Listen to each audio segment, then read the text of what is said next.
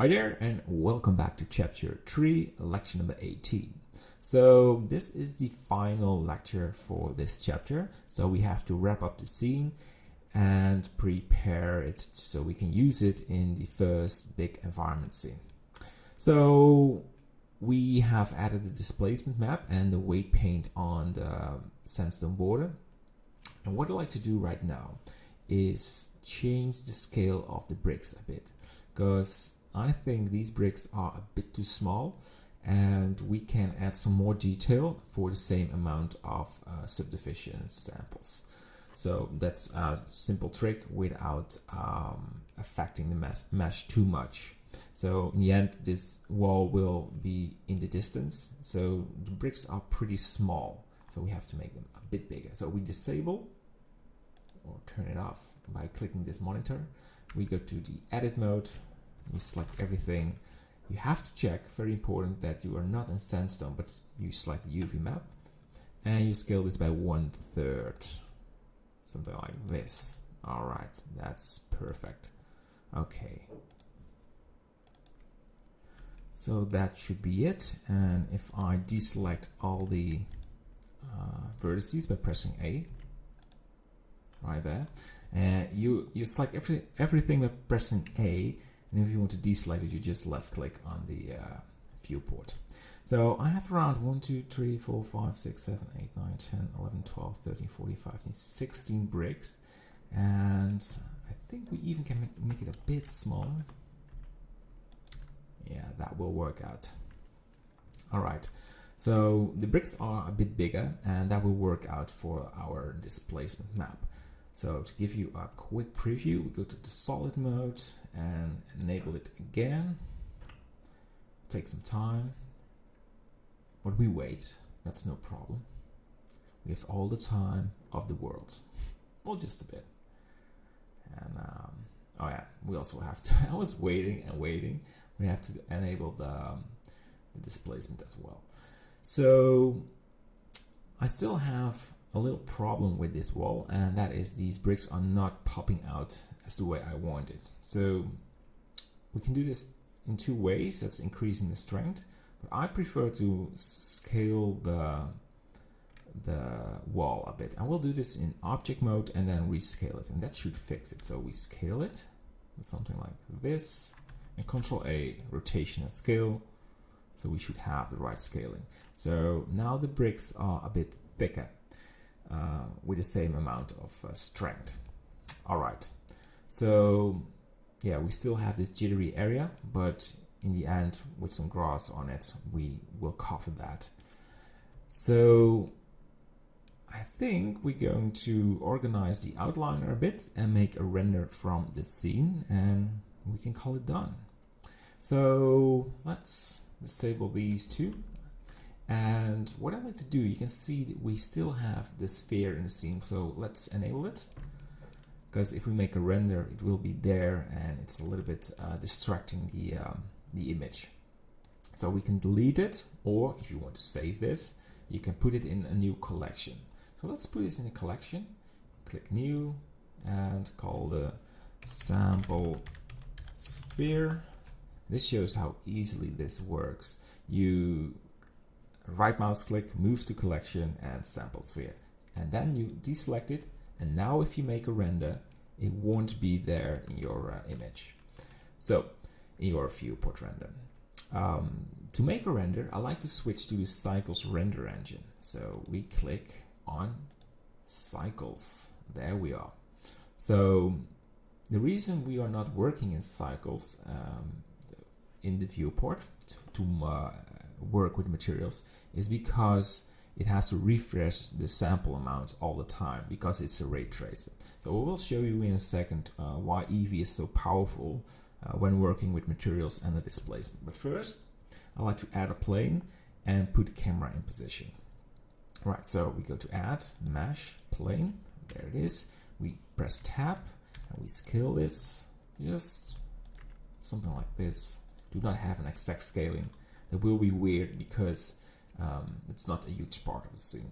So we grab the camera and we put it right there, rotate it, press 0, and we drag this, press G a little bit upwards, something like this, and press Shift Title and move it a little. Shift Title, maybe a bit upwards. Title, yeah, that will work.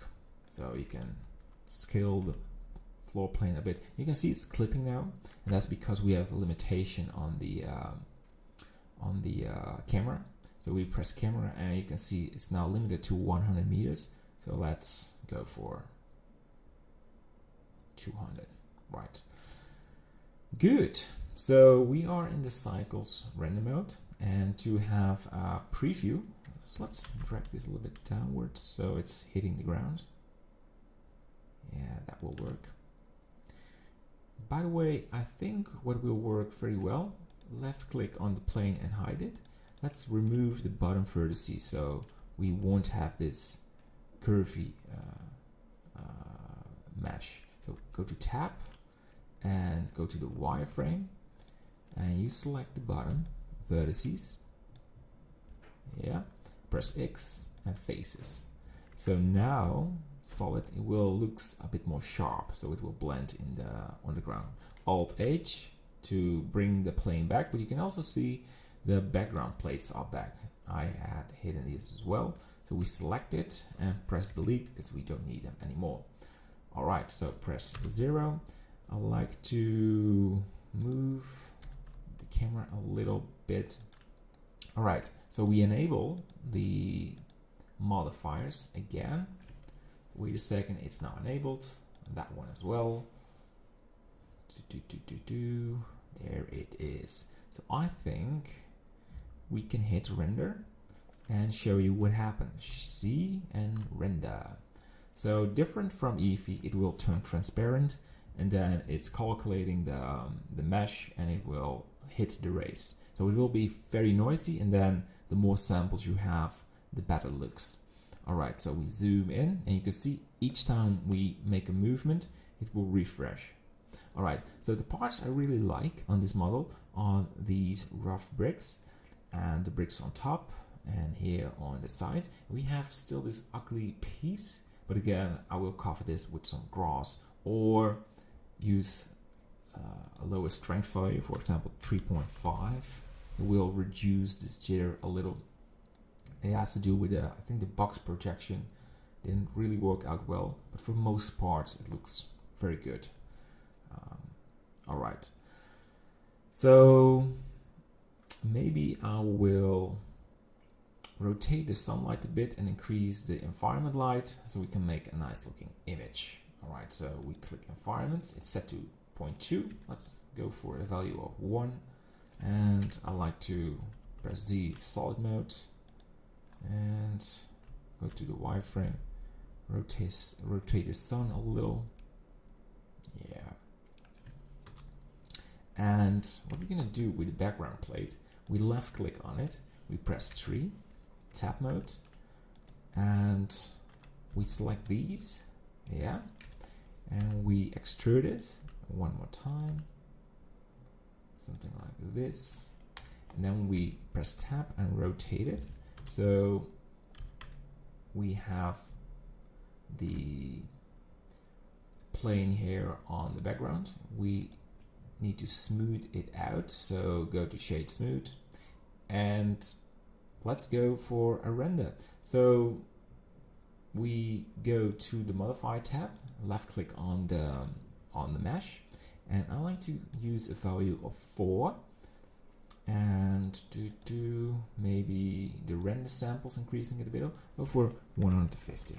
All right, this will reduce the noise in the scene when we hit render. So I will press F12, pause the video, and when it's rendered, we come back and review it. All right, and F12. There we go. I will pause the video.